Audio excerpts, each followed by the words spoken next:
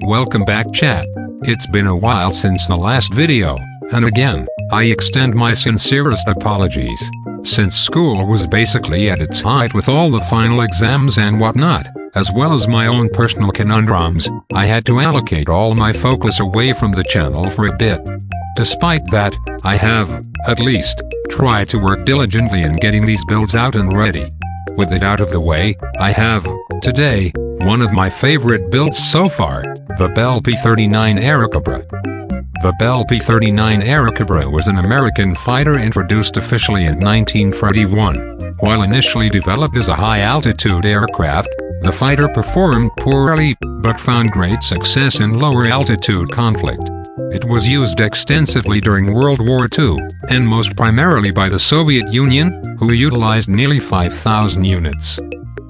This iteration I created is primarily based on the American P-39N-0 as seen in the game War Thunder. I most wanted to make this fighter because it began to grow on me after a while of using it in War Thunder.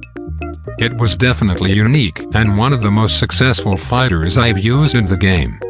This iteration is, quite frankly, a little botched and really terrible, at least in terms of actual usability. It is incredibly front-heavy, as is with front-mounted landing gear aircraft in this game usually, and is terrible in mobility. Terrible, in fact, that it needed two sets of control surfaces, one with mouse control and the other with keyboard control. With keyboard only, the plane would pitch up violently and perform a cobra. While people would probably want that, I didn't, so I added a second set with mouse control to keep it stable. With mouse only, it didn't offer the mobility I wanted out of keyboard control, and could barely, and I mean barely, turn.